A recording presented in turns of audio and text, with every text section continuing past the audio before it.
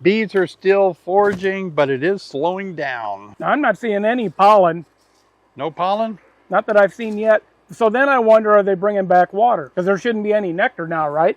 There's not much of it. What's up, my friend? Good to see you today. We're going to jump into a hive that we've been watching almost every week, and that's a hive that I installed from a package to packages we sell. I wanted to keep some and see how they do, and we've been following this one week by week. They've had issues like many beekeepers experience with any kind of hives, whether you're overwintering a hive and starting new in the year, it can have issues. A package has issues, nooks have issues.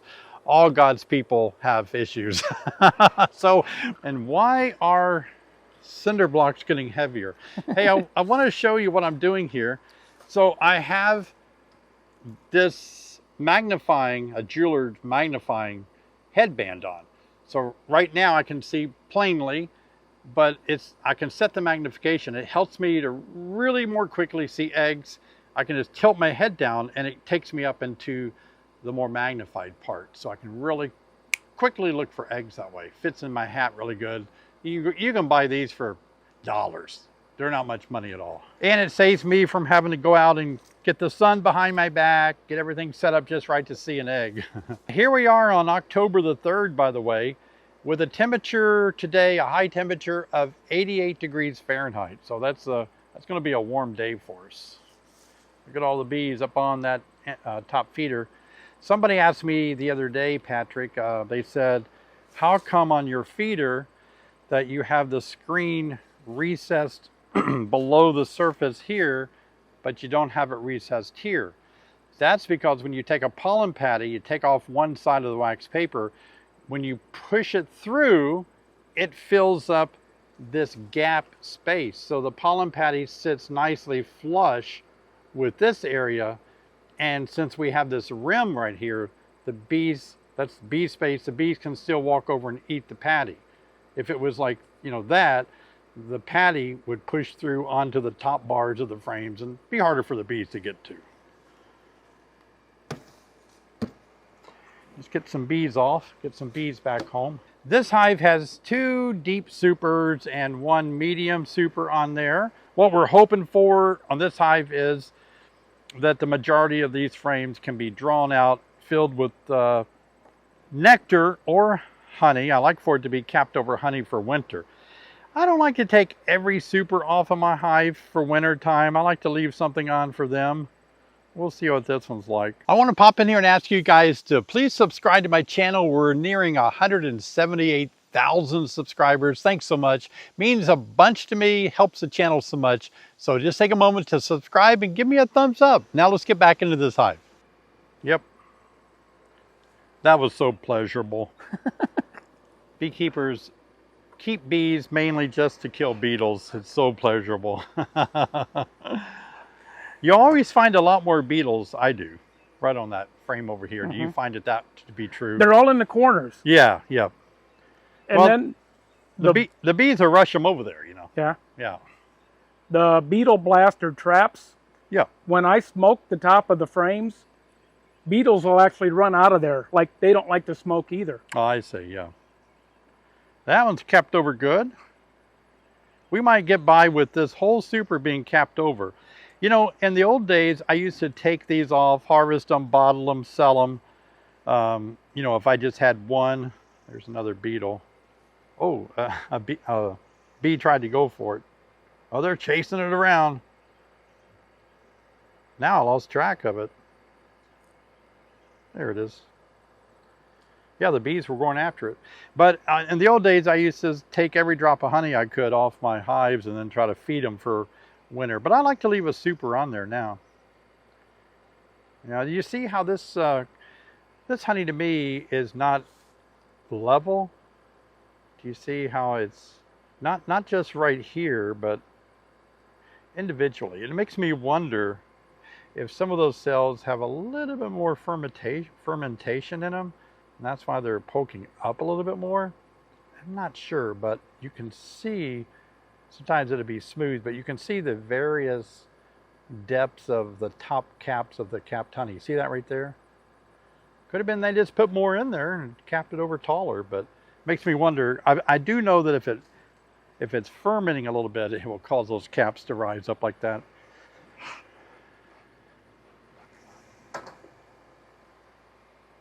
So I think we're safe to say this is a good one to keep on there all winter long because, yeah, it's going to be capped over. We're done looking here. Let's get in to see what the bees are doing. So we'll put this back together, and I'll have Patrick put his camera down and pick up this 50-pound box. Oh, shoot. You know, Patrick, that's been great having guests that will come and work the bee yard with us because Sure. they can pick the heavy stuff up. It's been great. Last week we had Mark. Who'd we have the week before? It was Sunshine and Chris, maybe? Mm-hmm. Then we had Ryan. Yep. Ryan helped you move the flow hive. He was really strong. That was a lot of work. That was a lot of work, yeah. I'm glad we did that. I'm glad it's down here now. Mm-hmm. Yep, and then last week, Mark was the one that helped us go frame by frame of the flow hive, yeah. A long time ago, early on in my beekeeping career, I learned that I wouldn't just go in there like this because inevitably there's always, not always, but you'll find a spider in there in a little nest. So I kind of give it a sweeping motion to get a bee or spider or something out of there first. Where's my cart? All right. Okay, there they are. Happy as a lark in there. Yeah, some of you started with a package and you can kind of compare to see how your package is doing. Another trick I want to share is that when you use your smoker like here, let's say you set it over here, when you pick it up, go like this 6 or 7 times, and then after you use it like this, before you set it down, that keeps the fire going. It's fun when I have guests here because I see little things that I do that they don't do that works well for me, and I will encourage them to consider doing a little thing that I do to make something work a little better. And that's one of them. Ooh, look at the pollen. Bee bread, pollen stored there. That's good to see this time of the year. Sometimes I work bees, Patrick, like an electrician. I know you guys sometimes say don't put both hands in something at one time because, you know, to go through your heart. But, you know, here I don't need to have both hands in there, especially if my bees are aggressive. I can keep one hand behind my back. Yep. Yeah. I've heard electricians say they even get in the habit of putting one hand in the pocket or something. Oh, wow. Ding, ding, ding, ding. We need celebrative music right now. That is gorgeous. When I see that, I just want to put the hive back together and say I'm happy. Solid sheet of brood. And guess what those bees are? They are diutinous winter bees. They will be bees we see in the spring. Oh, what a brood pattern. And that's that little blue queen. Remember we took her out of the mating nook over there and brought her over here, and they selected her. They made a very good decision that day. They are happy with themselves. Oh yeah. Now some of you are saying, but David, you got brood up above. Shouldn't you move it down below? But the reason I wouldn't do it on this hive is because remember, I'm going through the winter with a super on top. So I've got 30 to 40 pounds of honey right above them. Now, if I was going through the winter with just 2 deeps, I would want my brood in the bottom deep. But that honey super is going to save the day. Looking for signs of eggs. I do want to make a comment on a recent video that I made. So many people said, I saw the queen 8 minutes and 20 seconds. And I realized for me, finding the queen is not all that important. It really isn't. I'm looking for how she's doing, not what, where she is, right? If I saw the queen, it still doesn't tell me how she's doing. I would just say there she is. But I need to know, like that last frame we looked at, how much capped brood. I think, okay, I got a good queen. Okay, so we're not seeing any eggs or larvae yet. What we do when we look for the eggs or larvae, we're verifying the queen is still in there because the frame of cap brood tells us she was in there at least 8 days ago. But we need eggs to show us she's in there today. She is marked with a blue dot, so I am able to look for a little blue dot. But again, if I saw her, it doesn't mean she's in great shape. So right now, we're on egg duty. I don't care about anything else. I'm just looking for eggs. Okay, I'm gonna look up here again. Okay, got it. So here's my frame of eggs and healthy larvae. I'll set it here. You can see eggs, Patrick, especially up in this region here. So that's good. It means the queen has been there today, yesterday, laying eggs. So it all looks good. And over here, another great frame of cap brood, raising bees that are going to be winter bees. Scooting across this 10 frame hive pretty quick.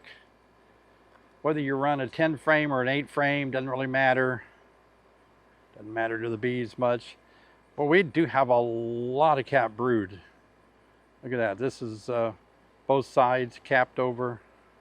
Looking good. Man, we really did the right thing by moving that mated queen in here. She went to work and they love it. All right, here we go. Frame of nectar, good stores of nectar. And we got some capped over brood on this side. Yep. Probably going to get into nectar this close to the wall, I would imagine. A little lightweight. Oh, it's got some newly drawn out foundation. And it's the color of goldenrod pollen. And so they've drawn this out based on last week's nectar flow that is quickly ending for me, unfortunately. And this frame here also being drawn out by that yellow goldenrod. And look at all the bee bread stored there. Kind of a wet looking pollen.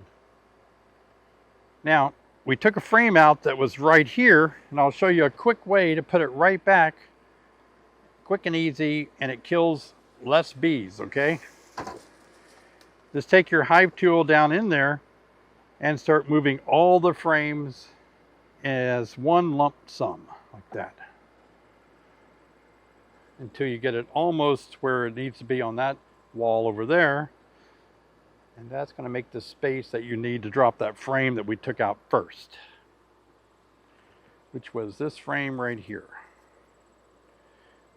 Okay, this frame doesn't have hardly anything drawn out, so we'll put it against the wall. That way the bees can utilize this part over here, which is the pollen and bee bread, closer to the center of the hive. All right, let's put this super back on.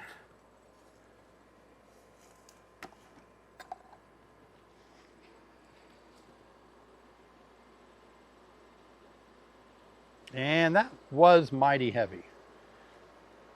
There we go. Let's put our feeder on. And I am going to start feeding them because I want them to continue to raise brood of winter physiology, diutinous bees. There we go. My feeder jars have been mixed.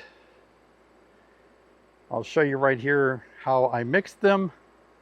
I try not to drip as the vacuum seal kind of sets in.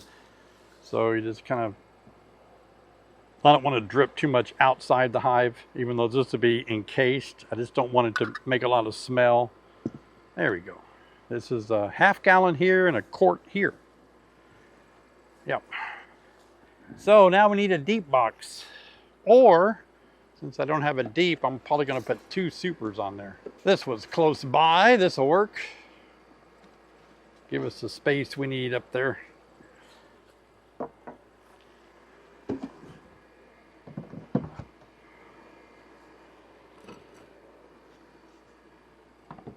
It's been fun tracking that hive for you guys all year long, kind of seeing how they're doing. And they're in good shape. I'm proud of them. We've had to do some things to keep them going good. And you can see what it takes on a beekeeper's part. Even when you start with brand new bees in the spring, you still have to put a lot of thought, critical thinking skills, do a lot of things to keep the bees growing healthy, So I hope if you, I think I'll make a whole playlist and put all those videos from that hive in a playlist so you can kind of see the progression. Now, if you haven't seen the video that I just made about this important date, and that is, the dearth started on October the 1st. And so we are really kind of having to feed our bees now, make sure that they're all set for winter. And any day now, it might cool off and we might get a hard freeze to kill any remaining asters or crops out there the bees might be going to. So this is a good video for you guys to watch, how to get your bees ready for winter, how to feed them in the fall. I'll see you over there.